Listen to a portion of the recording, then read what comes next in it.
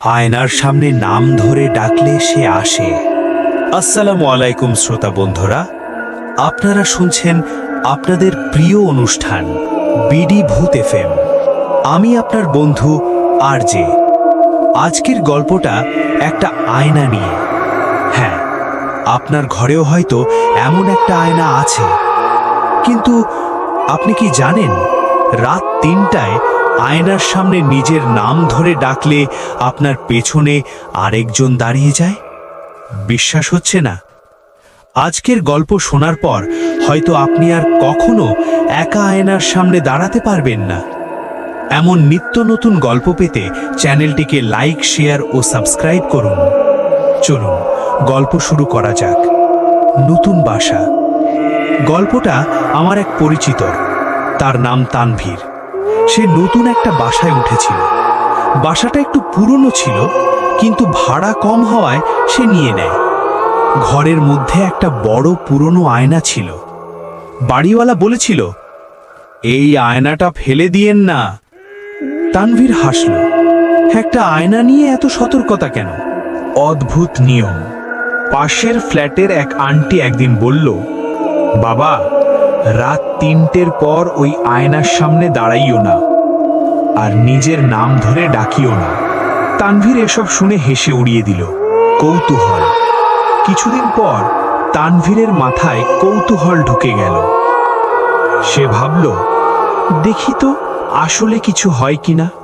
সেই রাত ৩টে, ঘর নিস্তব্ধ। তানভীর আয়নার সামনে দাঁড়ালো।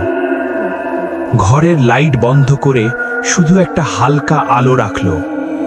তার নিজের প্রতিবিম্ব স্পষ্ট দেখা যাচ্ছে। সে ধীরে বলল, তানভীর। কিছুই হলো না। সে আবার বলল, তানভীর। এবারও কিছু না। তৃতীয়বার, তানভীর। প্রথম পরিবর্তন। হঠাৎ সে লক্ষ্য করল আয়নার ভেতরের সে একটু দেরিতে নড়ছে। তার শরীর ঠান্ডা হয়ে গেল। অন্য কেউ। হঠাৎ আয়নায় তার পেছনে একটা ছায়া দেখা গেল। সে দ্রুত পেছনে তাকালো। কেউ নেই। আবার আয়নায় তাকালো। ছায়াটা এখনো আছে। ফিস ফিস। সে শুনতে পেল, তুই আমাকে ডাকছিস। কণ্ঠটা আয়নার ভেতর থেকে আসছে। ভয়ঙ্কর সত্য। আয়নার ভেতরের তানভীর হঠাৎ হাসতে শুরু করল, কিন্তু বাস্তব তানভীর হাসছে না।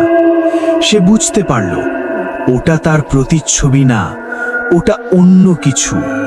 জায়গা বদল। হঠাৎ আয়নার ভেতরের সে হাত গড়ালো, আর বাস্তব তানভীর অনুভব করল কেউ তাকে টানছে। অদৃশ্য। পরদিন সকালে তানভীরকে কোথাও পাওয়া গেল না। ঘরে শুধু আয়নাটা ছিল। নতুন কেউ। কিছুদিন পর নতুন ভাড়াটিয়া এলো। সে আয়নার সামনে দাঁড়িয়ে নিজের চুল ঠিক করছিল। হঠাৎ সে দেখল তার পেছনে একজন দাঁড়িয়ে আছে, যে দেখতে একদম তানভীরের মতো। শেষ অংশ। শ্রোতা বন্ধুরা, আয়নাটা এখনো সেই বাসায় আছে, আর আজও রাত ৩টায় কেউ যদি নিজের নাম ধরে ডাকে, তাহলে আয়নার ভেতর থেকে অন্য কেউ উত্তর দেয়।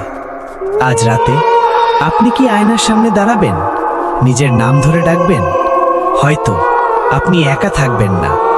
আমি আরজে আজকের মতো বিদায় নিচ্ছি।